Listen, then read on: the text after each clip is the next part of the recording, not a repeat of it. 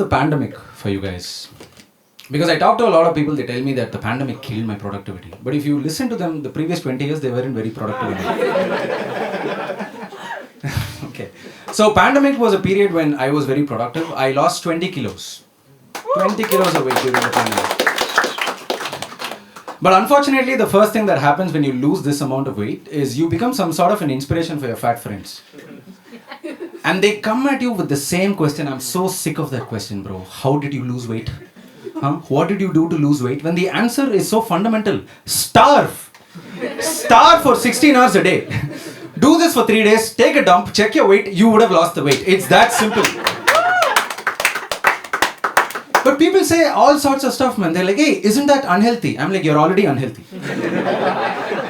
That's why you want to lose weight. And second, it's not that unhealthy if you think about it, no? Muslims do it for 1 month every year. Nobody dies during Ramzan. Some people in Africa do it for long, long periods of time.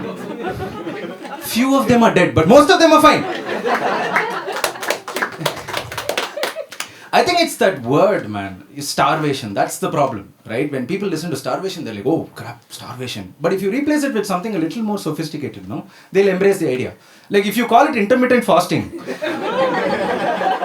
As a fat person, I had a lot of problems. The ridiculing, of course, it didn't bother me at all. But what really bothered me as a fat person was whenever I was sitting on the floor, getting up every single time was an issue to me. It was such an issue to me that I would avoid most functions. In Tamil Nadu, you're expected to sit on the floor, cross-legged, right? I didn't even go to my grandfather's funeral.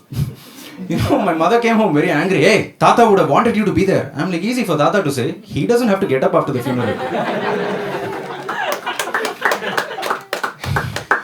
Like my mother, when I was young, would take me to so many Carnatic concerts where it was beautiful. My mother will observe very different things. I will come back with different kinds of feedback. My mother would be like, "Pa, Sanjay Subramaniam, eppadi paadnaruma?" I'll be like, "Amma, Sanjay Subramaniam, eppadi elundaruma?" Most fat people don't do their diet plans very well because they do it for very superficial objectives. They do it to look better. That's never going to work because as far as fat people are concerned, as soon as they lose weight, they become Hrithik Roshan.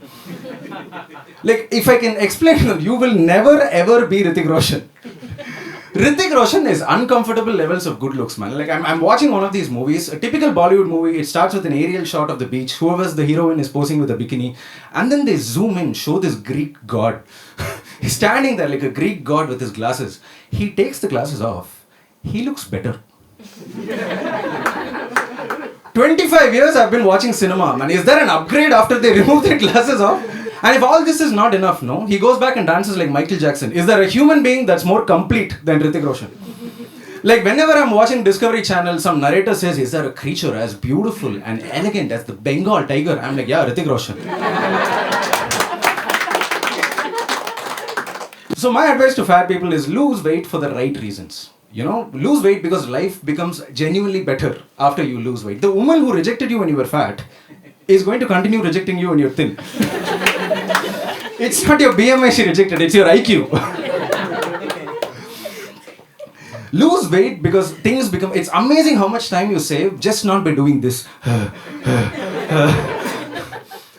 As a fat person, you don't dream of a few things. That's the problem. You don't dream of football. You don't dream of trekking. You don't dream of seeing your own toes. These things you don't do. But after losing weight, it's totally possible. Like trekking is something I thought I wouldn't be good at, man. But the first trek that I went to, it turns out I was one of the best from the plains. I was one of the best from the plains, but my overall ranking was 7. 6 Nepalis and me. Because when it comes to trekking, you don't compete with the Nepalis. What we call trekking, they call walking. So I went on a trek recently, like after all of this losing weight. I went to a trek that India Hikes described as a medium level. But then I went on a trek to realize that it's a bullshit trek. It's one of the easiest treks I've done in my life. Like one day in my office, there was no electricity. And the trek that day to reach my 14th floor office was harder than this Himalayan trek that I went and did.